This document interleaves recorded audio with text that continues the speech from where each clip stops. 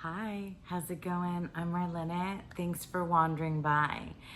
Welcome back to Decan Walk 2023. I feel like I should enter this video snapping.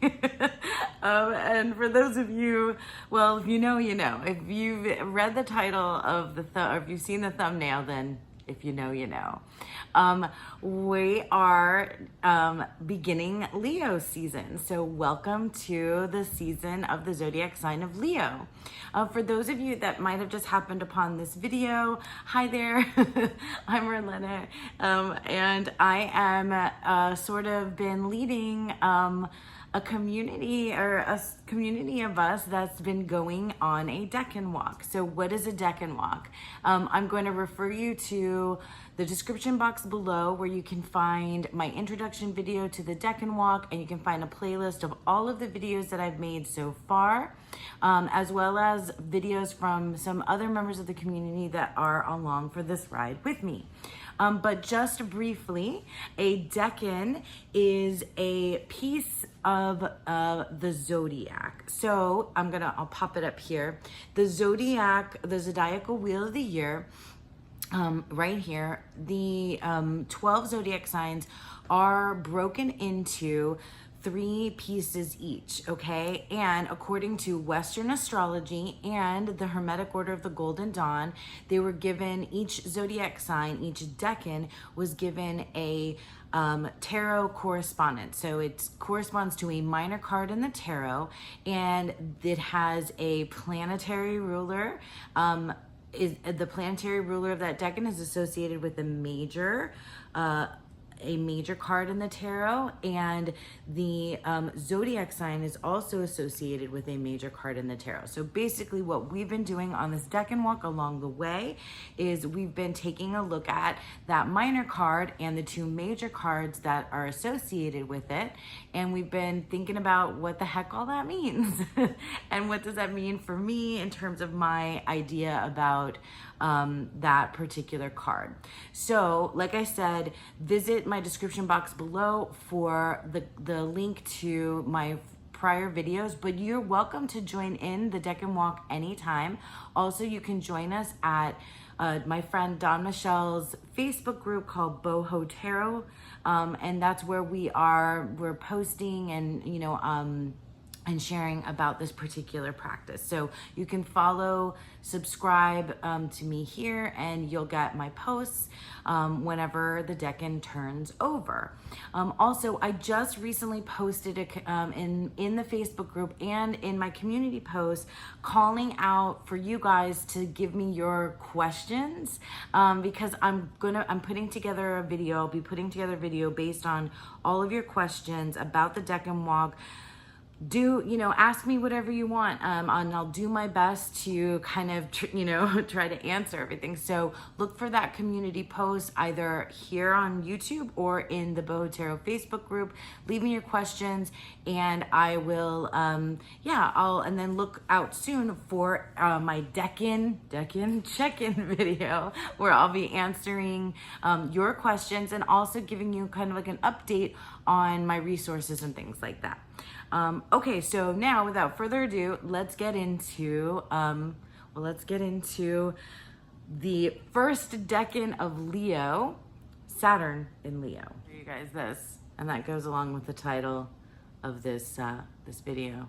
So let's do it. Let's talk about the first decan of Leo, which is the 5 of Wands. Okay, so here I have the 5 of Wands. This is from the Divine Decan Tarot, which was kindly sent to me by Reese Marin. It's been my main deck for study for the Decan Walk.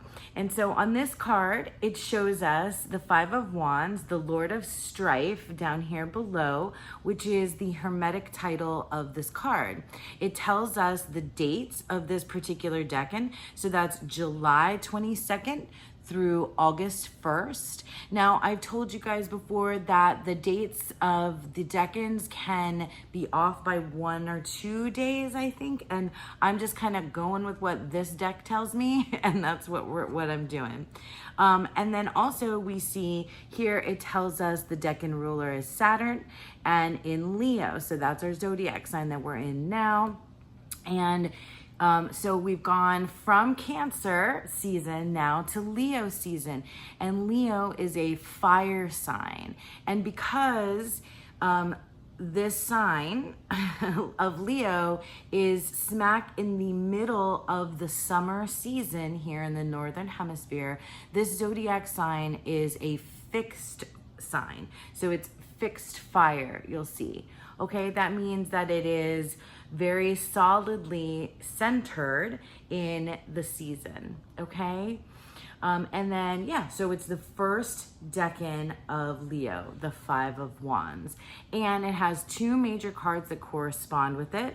So Saturn is represented by the World card. So we've got Saturn for the World card for Saturn, and then Leo. So Leo, the Leo card is the Strength card in the Waite-Smith, and I'll show you the Thoth in just a moment. So we're gonna be hanging out with the Strength card for the next 3 decans because we'll be in the 3 decans of Leo. So here's our Strength card. And then I'm just gonna briefly show you what they look like in the Thoth, and then I'm gonna jump into my books and resources. This one's probably gonna be a bit of a quick one. It's been a very busy weekend here, so I don't have as much time as I normally do to deep dive. So here is what the 5 of Wands looks like in the Thoth card. Again, it's the Lord of Strife. And then we have our universe, or is equivalent to the World card. And we have for the Strength card is Lust in the Thoth Tarot. So different, right? Definitely different stuff going on here, but similar, you know, and they're coming from the same tradition, yet these 2 creators, you know, have their own kind of interpretation of these. Okay, so first, because we're at the beginning of Leo season, I just want to read to you and show you a couple of pictures from the Library Esoterica astrology book. This is so good. Oh, and by the way, because this is what this made me think of, because it's art history. There's a lot of modern and contemporary pieces here in the Library Esoterica, but some older things as well. I'm gonna put it in my resources down below. But if you guys aren't watching, Dustin at Modern Metaphysicae has a series that's his deep dive tarot series, which he's gone through almost all of them. I think the Sun was the last one, but he's gone through all of the major cards, and I've been going back and going to the back catalog of that particular series to kind of deep dive into the major of the zodiac sign that we are in. So I just went back and listened to, because I take him on my commute with me to work, and listen to, and I would look sometimes too, because he's definitely calling upon art history, the one that he did on the Strength or Lust card, and it was really, really good. And he also has some blogs about astrology on his website, so I'm gonna leave that in my resources down below as well. So let's talk about Leo, and I'm really excited because my moon is in Leo, and I've been kind of trying to figure out what exactly that means. I have a connection with my sun sign, which is Gemini, but now we're hitting upon one of my other big 3. My moon in Leo is, I'm learning about it, so I think it's really cool. I have some of the pictures I want to show you. Here's one of them. Like, I'm gonna be terrible at this because I'm doing this face forward, but like, that's stunning. And I just wanted to read you this blurb about Leo, and it can already start kind of making you draw connections to the, you know, the zodiac sign and the Strength card. It's a really cool thing. So charismatic power is what this chapter is called. I am Leo, the central sun. Around me, the many planets dance. I shine bright, untiring at the center of everything. I roar with joy. I smile with pleasure. My tables are full as I call my friends and family together. My wisdom is deep and my knowledge broad. I am king, queen, and ruler. My reign is supreme and absolute. Under my protection, you will not falter. If you are loyal, I will lead you. If you love me, I will offer you the world. And that's a quote from Andy Nathanson, author and astrologer. So I just thought it was like, I mean, come on, like, you know, all the Leo, any of you that are Leos out there, like, yeah, that's right. Bring it. So Leo, the sign of Leo is ruled by the sun, and radiance is a word that goes along with Leo. And also you can see this like magnanimity and this power and this vitality, you know, which makes you think of the Lust card, vitality, and, you know, and fortitude and strength. And the lion, of course, the lion, right? So Leo. So I just thought it was cool. Let me find a couple other beautiful paintings to show you, and then we'll move on to Susan Chang. I just like loved, and honestly, it's really well worth this like visual, like Dustin says, through line of art in history, so that you can see the connections between these mythos and archetypes and throughout time. This, like I said, has a lot more modern art and some modern tarot art as well. And some of those kinds of, some creators and artists that you might recognize. I believe they even have in here Kim Krantz is, she has a, hang on, let me find it. Oh my God, I love this. I think this is Devony Amberwolf, the She-Wolf tarot creator. That's a depiction from her. Yeah, from her. And then here, yeah, this is the Kim Krantz. Kim Krantz did a deck with the zodiac signs. Okay, so let me put this aside and let's talk about the Five of Wands, Saturn in Leo. Look at what our buddy Susan Chang has to say. So this is the main book that we've been using, 36 Secrets by T. Susan Chang. And usually this is my kind of starting point. Susan Chang calls this chapter Under Pressure. So that was why the snapping. Like I said, if you know, you know. All right, so things that I highlighted that I wanted to share with you all. It talks about, I already told you that Leo is ruled by the planet, by the sun, okay? So Leo's ruled by the sun, and then Leo is in detriment in Saturn, okay? So that means that it's its farthest point away from it, so it's the most like uncomfortable place for it to be, is in Saturn. So then this card with this, that gets this, you know, more often than not, the keywords that, you know, that come along with the Five of Wands: strife, conflict. Those are the things that we hear. And obviously there's like, there's some sort of, you know, fighting, sparring. You could maybe make a case for sparring going on here. But you know, there's 5 different people, 5 different wands in the air. And there's definitely some sort of battle, sparring, conflict. I mean, you can take it from any angle. If you like a lot of books that I have read, when you do a reading and the Five of Wands comes up, one of the things that's neat to do is to consider which figure perhaps you or your querent identifies with the most. There's a lot to dive into in terms of the Waite-Smith symbology. But here's what I want to say that Susan Chang gives us, is talking about the Five of Wands as a pressure cooker. So you can think of the Five of Wands as a pressure cooker, and the reason is not complicated. So I found this true as well. When you think about Saturn and Leo, it's pretty straightforward for me. I didn't really have to like scratch my head at all before I understood why these depictions came up the way that they did. You take,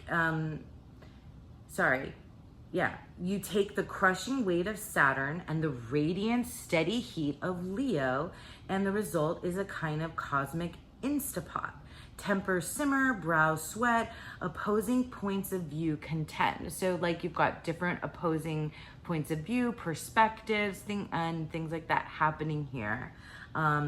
So Saturn, so let's take a look at the world card is Saturn, all right?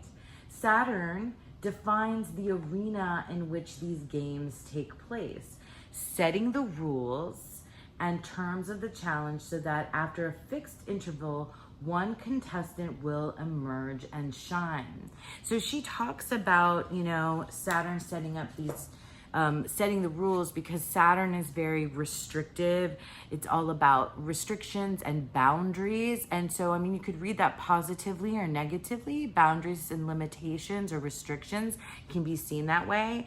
And so, according to Chang, if Saturn is setting the rules here in this arena, then naturally there's going to be conflict. And she points to one victor emerging because she's thinking of the next card that we find in the story of the Wands, right? Which is the Six of Wands with the victor. So that's what she was getting at here in the book. And something else that she said is about the key word here that we have, which is the Hermetic title, the Lord of Strife. So when we face our own challenges, we do well to remember that strife is just another way of saying striving. So that's an interesting thing to think about as well. No matter how daunting the task. So strife isn't necessarily always conflict, but it can be like a particular ambition and motivation to get something, to get from point A to point B, to have a desire pursued. No matter how daunting the task, there's always a prize to be won. It may not be something we can polish and display on a shelf. It may not even be something we'd choose, but it might be the making of our personal legend. And that sounds, that makes so much sense and ties in really a lot, with the character, the zodiac. The character of Leo, the zodiac sign of Leo. So something else that she starts to talk about strength as fortitude and strength as vitality. So fortitude, right? And then in the Thoth card, strength as vitality. So fortitude, the internal staying power that tames monsters, as we see it in the Rider-Waite-Smith, but sometimes it is raw vitality. So it's a little bit more like sexualized here, and has to do kind of with desire. And we have that Holy Grail that I've been talking about from the Chariots quest. The Holy Grail appears here in the Thoth card that she is holding, the cup. Raw vitality, as we see in the Thoth Lust card. Something that I thought was interesting when I was taking a look at the some of the things that I was reading, and now I can't remember which one it's in. Maybe I'll get to it. But lust, if you think of the word luster, that's something else that's more connected to like vitality, beauty, shiny, something shiny and beautiful, the luster of something. And I'm kind of just like dipping, bip-bopping through these because it feels pretty clear what's happening here. So another, a myth that Susan Chang brings up is the Greek or Roman myth of the Titan Kronos. Saturn is the equivalent of Kronos. And the myth is of a prophecy foretells that Kronos will be supplanted by his son. So Kronos swallows his children, even as his wife Rhea gives birth to them. So that, and it makes me think of that famous painting by Goya where Saturn eats his children.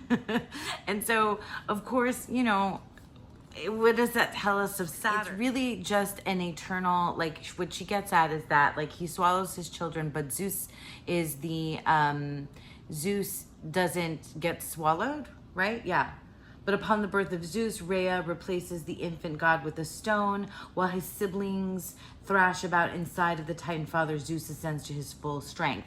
And so it's a myth of succession. It's a cycle. You know, it's a myth of, it's about cycles. You know, I just thought that was really cool and tied to the world card, and, you know, Saturn.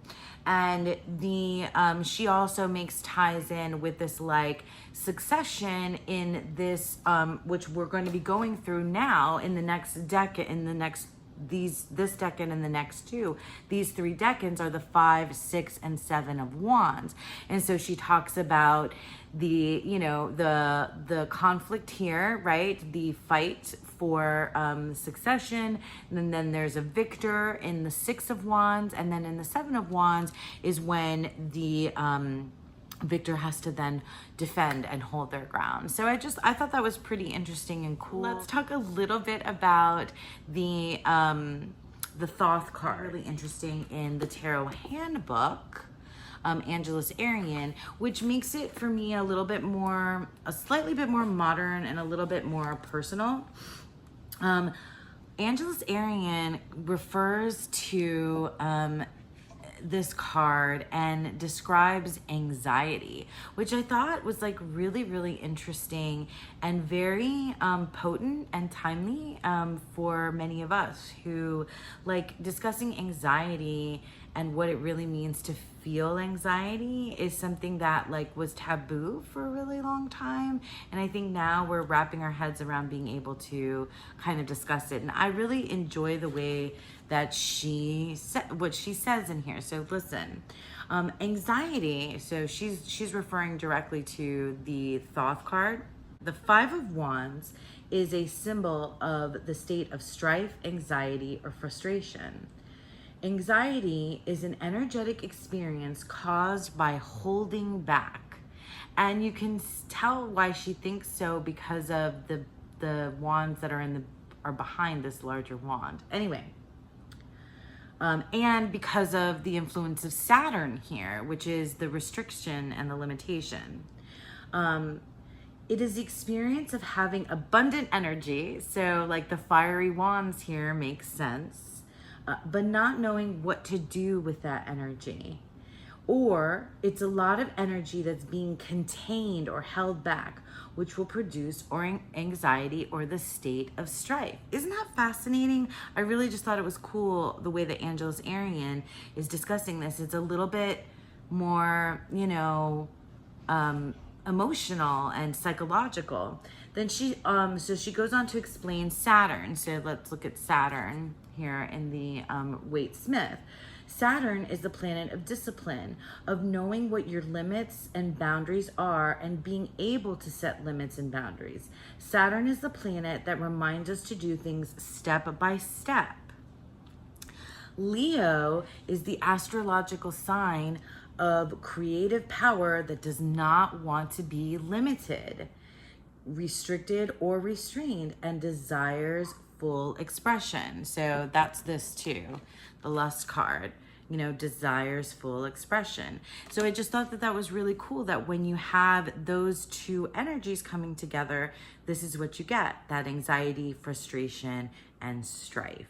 So yeah, that's kind of it. I mean, I didn't really find the card, like the idea, the astrological correspondences of Saturn and Leo too difficult to kind of pin down, because it just made sense when you think of these two energies together with the radiance and brilliance and strength and vitality of Leo in the strength card and the lust card, you know, in all of its glory. And then when you think of the astrological ideas, you know, the succession and the cycles and what we know of Saturn being restrictive and limiting and, you know, setting boundaries, it just makes sense that these two together, we would get cards, you know, where we're talking about conflict and strife, or striving, you know, striving to pursue desire or wants and needs. And so yeah, it makes sense, and different points of view and different perspectives come up. And then it's kind of like, you know, thinking about where to shine, you know, where to radiate, and where to set limits and boundaries. And this image, though, for me is the one that you know, I know the best, that stands out the most. And so when I created a spread for you, this kind of overlapping and kind of like crisscrossing energy, or you know, limitations, boundaries, restrictions, and things like that was at the forefront of my mind, and what I wanted to explore when thinking about the energies now for this first decan of Leo. So that's it. I hope you guys enjoyed that. Just a little quick walk through this time around. Have a beautiful, wonderful day, and a beautiful, wonderful first decan of Leo.